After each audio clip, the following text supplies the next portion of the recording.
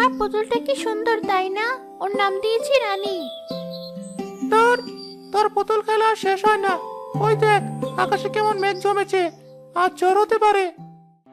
সকাল সকাল ঝড় বৃষ্টির নাম মুখে আনবি না তো। এমনিতেই ঘরের চালের যা দশা, এক পশলা বৃষ্টি হলেই ঘরটা পুকুর হয়ে যায়। মা, চালটা কি এবারও ঠিক করা হবে না? রাতে শোয়ার সময় ফুটো দিয়ে চাঁদের আলো দেখা যায়। টাকা কোথায় পাবো? তোর বাবার রেখে যাওয়া সামান্য জমিটুকু চাষ করে যা পাই তাতে তিনজনের দুবেলা খাবারই জোটে না। চাল সারাই করা তো বিলাসিতা। মা, আজ দুপুরে কি রান্না হবে? খুব খিদে পেয়েছে। ভাতের সাথে একটু আলু ভর্তা। চুপ করে থাক এখন, কাজ করতে দি, মাথায় হাজারটা চিন্তা। শুধু আলু ভর্তা? মা, যদি আজ অনেকগুলো আম পেতাম। কাঁচা আম দিয়ে তোমার হাতের ডাল খেতে কি যে মজা। আম পাবি কোথায়? আর যদি রতন চৌধুরীর বাগানের কথা মাথায় এনে থাকিস তাহলে বলে দিচ্ছি ওই মুখও হবি না। লোকটার নজর সাপের মতো, একটা শুকনো পাতাও তার নজরে রায় না। আমি তো এমনি বললাম মা, তার বাগানের দিকে কে যায়? লোকটা তো একটা আমের জন্য মানুষকে লাঠি নিয়ে তাড়া করে। আচার চাচাকে সেবার কি মারটাই না মেরেছিল? চাচার ছোট ছেলেটা নাকি খেলার সময় বাগানে ঢুকে পড়েছিল। সেই কথাই তো বলছি, মান সম্মান খুইয়ে দুটো আম খাওয়ার কোনো দরকার নেই। যা আমাদের ভাগ্যে আছে তাই জুটবে। এখন তোরা খেলা কর, আমাকে কাজ সারতে দে।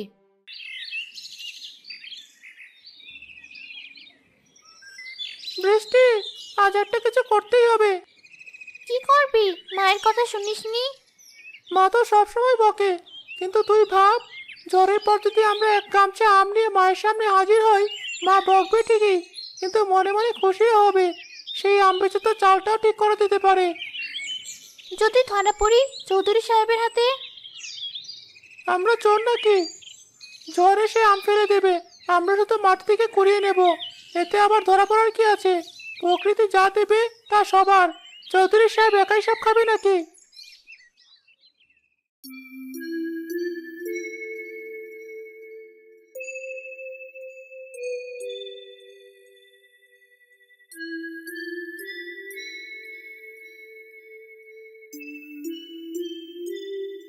ভাই, দেখ দেখ, কি বড় বড় আম ঝুলে আছে। মনে হচ্ছে হাত বাড়ালে পাওয়া যাবে। এগুলোই তো সেই বিখ্যাত হিমসাগর আর ল্যাংড়া। এই আমের জন্যই তো চৌধুরী সাহেব এমন বাঘের মতো হয়ে থাকেন। কিরে ছেলেমেয়েরা, স্কুল থেকে ফিরলি? আকাশের অবস্থা তো ভালো না, তাড়াতাড়ি বাড়ি যা। হ্যাঁ চাচা, যাচ্ছি। তোমরা কোথা থেকে এলে? আর বলিস না বাবা, চৌধুরীর কাছে গিয়েছিলাম একটু কাজের আশায়, বাগানের আগাছা পরিষ্কার করার কাজ যদি দিত, কিন্তু লোকটা এমন পাষাণ, বলল কোনো কাজ নেই। কাজ থাকবে না কেন? বাগানে এত কাজ।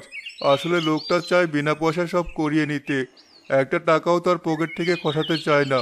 কাল রাতে নাকি স্বপ্ন দেখেছে তার গাছ থেকে দুটো আম চুরি হয়ে গেছে, তাই সকাল থেকে দুইজন পাহারাদার বেশি রেখেছে। স্বপ্নে দেখেছে বলে পাহারাদার রেখেছে? হ্যাঁ মা, ওই লোক পারে না এমন কোনো কাজ নেই। নিজের সন্তানের চেয়েও ওই আম গাছগুলোকে বেশি ভালোবাসে। তার ধারণা গ্রামের সবাই তার আম চুরি করার জন্য বসে আছে। কিন্তু জ্বর হলে তো আম পড়বেই চাচা, তখন কি হবে? তখন সে নিজের টর্চলাইট আর লাঠি হাতে বাগান পাহারা দেয়, ঝরে পড়া আমগুলো যেন কেউ নিতে না পারে। সকালে সেগুলো হাটে পাঠিয়ে দেয়, একটা আমও কাউকে বিনা পয়সায় দেয় না।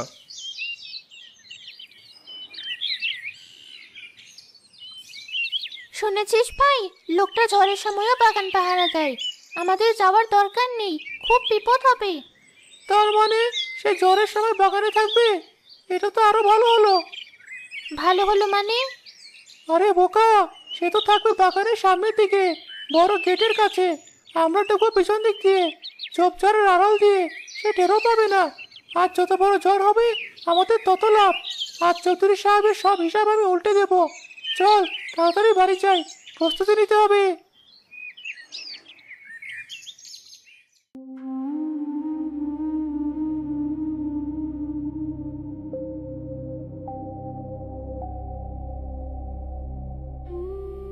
কি ব্যাপার? তোমাকে না বলেছিলাম বাগানের উত্তর দিকের পাঁচিলটা ভালো করে দেখে আসতে? ওদিকের দেয়ালটা মনে হচ্ছে খসে পড়েছে। দেখে এসেছি হুজুর, ওই সামান্যই ভাঙ্গা, ওদিক দিয়ে গরু ছাগল ঢুকতে পারবে না। গরু ছাগলের কথা কে বলেছে? আমি মানুষের কথা বলছি। গ্রামের ওই পিচ্চি চোরের দলগুলোর কথা বলছি। ওদের কাছে ওইটুকুই ভাঙ্গায় অনেক। আজই ওটা মেরামত করার ব্যবস্থা করো। একটা আমও যদি খোয়া যায় তার দাম আমি তোমার মাইনে থেকে কেটে নেব। জি হুজুর, কিন্তু হুজুর আকাশ যেরকম মেঘ করেছে, আজ মনে হচ্ছে ভয়ঙ্কর ঝড় আসবে। এখন রাজমিস্ত্রি পাবো কোথায়? ঝড় আসবে তো কি হয়েছে? ঝড় এলে আমার বাগানের ক্ষতি হবে, তোমাদের তাতে কি? তোমাদের কাজ পাহারা দেওয়া, তোমরা তাই করবে। ঝড় বৃষ্টি মাথায় নিয়েই পাহারা দেবে। কান দুটো সজাগ রাখবে, যেন টুপ করে একটা আম পড়ার শব্দ হলেও টের পাও। কিন্তু হুজুর, এই দুর্যোগে কোনো কিন্তু নয়, যাও এখান থেকে। আর শোনো, ঝড়ের সময় আমি নিজেও বাগানে থাকবো। আমার চোখে তুলে দেওয়া তো সহজ নয়। প্রত্যেকটা ঝরে পড়া আমের হিসাব আমি নেব। যাও।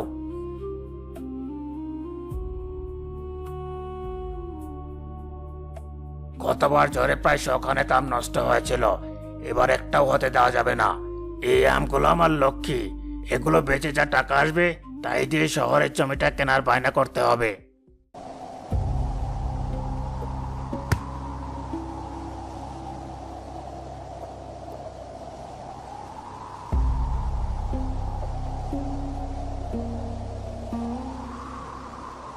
আকাশ, বৃষ্টি, ঘরে আয়। দেখছিস নাকি ঝড় আসছে?